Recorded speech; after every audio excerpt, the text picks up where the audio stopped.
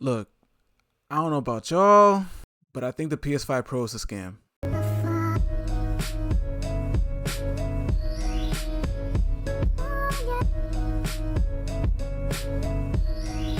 What is going on, ladies and gentlemen? It's your boy The Chronicles, the man, the myth, the legend himself. I'm just a regular guy from Jersey. And welcome back into the channel. Thank you so much for tuning in today's video. So today we're going to discuss about PlayStation's technical presentation, which was 9 minutes long by the way, as well as the reveal of the PlayStation 5 Pro. But before we get to continue on with this topic, here's a word from our sponsors. Ladies and gentlemen, your boy The Chronicles is now officially sponsored by Dubby Energy, the official energy drink for gamers and content creators like yours truly. If you want to fuel up your gaming needs and have long hour gaming sessions, you can use my promo code on your first purchase at dubby.gg. The link will be in my bio, so be better and play better with Dubby Energy. Okay, so welcome back. So over the course of yesterday, PlayStation has hosted a live broadcast that is a technical presentation hosted by Mark Cerny, who is the go-to guy for PlayStation hardware, that understands and knows the aspect of PlayStation hardware. And it was a real interesting stream, even though it was kind of 9 minutes long. But then again, it just wasn't well executed the way people thought it was going to be. Now here's the thing.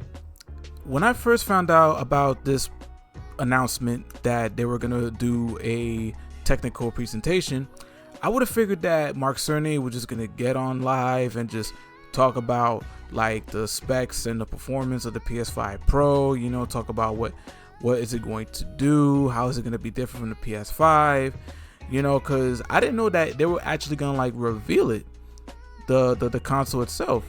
And if you were to go back in early 2020, before the pandemic really hit, Mark Cerny was just talking about the hardware and the specs of the PS5, but they did not reveal the PS5 console at that time until later on. But in this presentation, they actually showed the PS5 Pro, which is very surprising. So I'll give credit where credit is due, Sony. You know, at least you shocked us with this. But when I read that PlayStation vlog post, I looked at Sony and was like, if you don't get that out of my face. Because first of all, PlayStation, Herman Hulse, even you, Mark Cerny. So you're basically selling this thing without the vertical stand, and this thing is not gonna come with its own disk drive. Oh, but wait, it gets even better, because I don't know if you guys peeped it. They are charging you $699 for this. Oh, but of course, they want to give you a good solid reason, because they want to add in a 2TB SSD. Oh yeah, sure, that's good. Kudos to you, Sony. This is exactly worth my money. But here's the thing though. I can literally go buy myself a 2TB SSD, which is way less of the cost. But I want you guys to keep in mind about one thing that I had said earlier. This console costs $700 with no vertical stand, by the way, and it does not come with a disk drive. You could put an attachable disk drive on that thing for sure, yeah, but do you want to know how much it costs for an attachable disk drive for the PS5 Pro? $80. $80. Yeah. Oh, but you can't forget about the vertical stand, right? It'll cost you about 30 bucks. Yeah. So with that being said, let's go ahead and do some maths, shall we? So you got the PS5 Pro, which costs about $700. Then you got the vertical stand if you want to stand it up, which costs about $30. But if you're a physical game collector, then you will want the disc drive, so that's going to cost you about $80 plus tax. Do you want to know how much it's going to cost you? Almost $900. And keep in mind, this thing was built off of 2018 specs.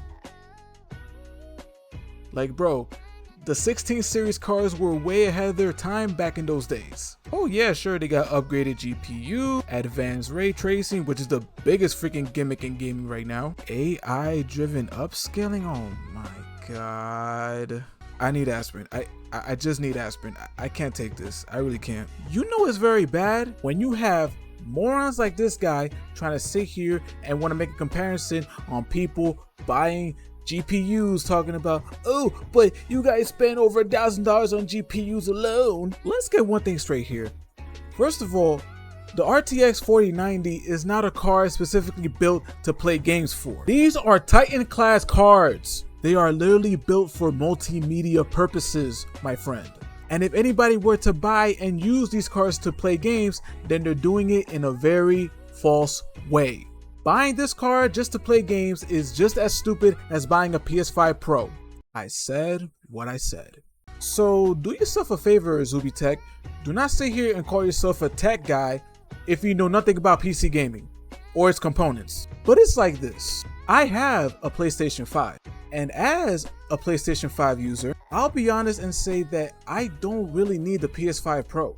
Regardless if it has these enhanced features or whatever, I'm just not spending $700 for just a minimum of an upgrade. Let alone trade in my old PS5 for that Pro. No, I'm not doing that. And honestly, I don't know which is a bigger flop. The PlayStation Portal or the PS5 Pro. But that does it for today's video, ladies and gentlemen. Thank you so much for tuning in today, guys. Are you getting the PS5 Pro? Let me know in the comments down below. And as always, guys, please leave a like, comment, share, subscribe if you so choose to, and I'll see you on the next one. Peace.